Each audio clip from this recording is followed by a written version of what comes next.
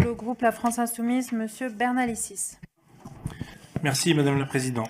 On ne peut pas demander aux manifestants d'être exemplaires si on ne l'est pas soi-même. Je demande qu'il y ait de l'exemplarité.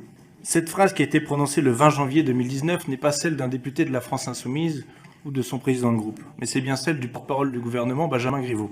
Et pourtant, elle fait suite à d'autres déclarations. Déjà, celle du 4 décembre, Monsieur le Ministre, la vôtre, en réponse à ma collègue Danielle Obono, qui vous interpellait sur le nombre de signalements qu'il y aurait à l'IGPN, vous questionnant sur le sujet, vous avez déclaré, Madame la députée, vous avez évoqué un usage clairement disproportionné de la force. Je partage votre avis, mais sûrement pas du même côté.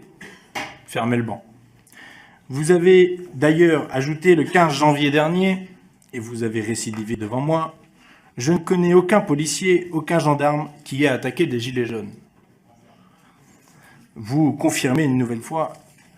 Mais alors, comment expliquez-vous ce volte-face aujourd'hui, ce changement de tonalité, de discours? Parce que j'ai encore en tête la vidéo que j'ai regardée peut-être un peu tardivement, peut-être d'autres l'ont vue avant moi, de Marie-Laure, cette maman, vous l'avez certainement vue, d'un jeune mutilé qui est enseignante, cette maman, et qui nous offre un témoignage poignant de cette famille, cet individu qui sera mutilé, pas le temps de nos discussions, pas le temps de nos échanges, mais pour la vie. Et ce n'est pas le seul. Et ils sont nombreux. Et on peut être heureux aussi que le gendarme volontaire qui était placé en coma artificiel soit sorti de son coma artificiel et que son état s'améliore. Vous n'avez eu, quand j'ai posé ma question au gouvernement la semaine dernière, vous n'avez eu aucun mot pour lui. Aucun. Aucun.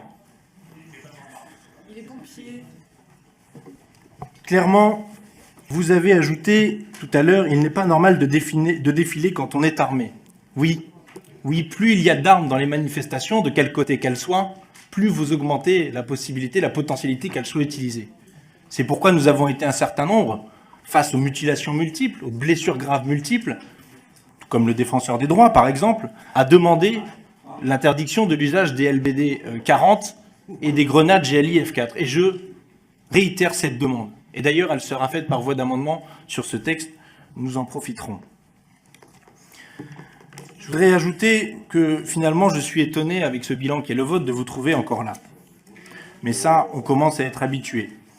Vous avez fait votre volte-face tout à l'heure en disant « je condamne les violences d'où qu'elles viennent ». Qu'est-ce qu'on n'entendait pas sur les plateaux télé ou dans l'hémicycle quand un député de la France Insoumise osait tenir ce genre de propos? Comment ça? Quoi? Vous couvrez les casseurs? Vous êtes de leur camp?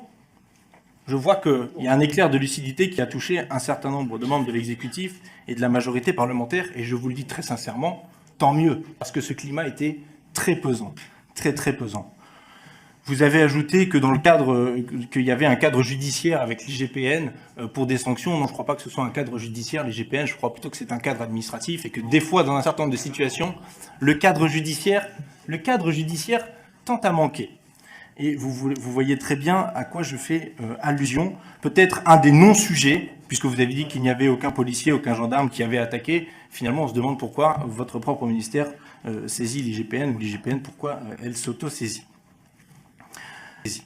Finalement, vous avez dit qu'il n'y avait de liberté sans ordre public. On peut être d'accord sur cette phrase. Mais vous savez très bien aussi qu'il n'y a pas de liberté, en réalité, sans justice sociale.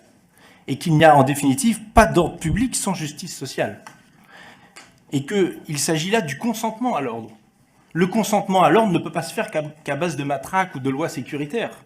Il doit se faire justement avec le bon dosage d'équilibre dans la société, de partage des richesses qui vont bien. Et tant que vous ne lâcherez pas, que vous ne céderez pas là-dessus, les gens n'auront ni la liberté, ni l'ordre public.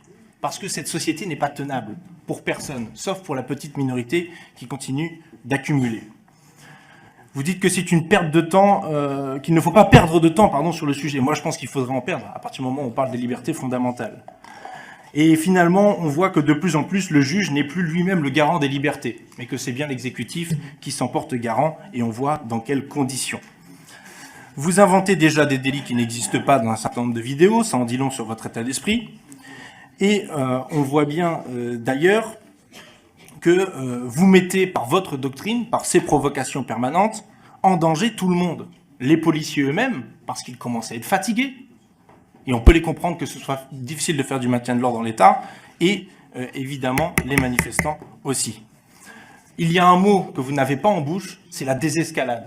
Et je vais conclure en vous disant que ça devrait être ce qui devrait nous obnubiler. La désescalade. Comment faire baisser le niveau de violence? Vous ne faites que augmenter le niveau de violence et le niveau de provocation.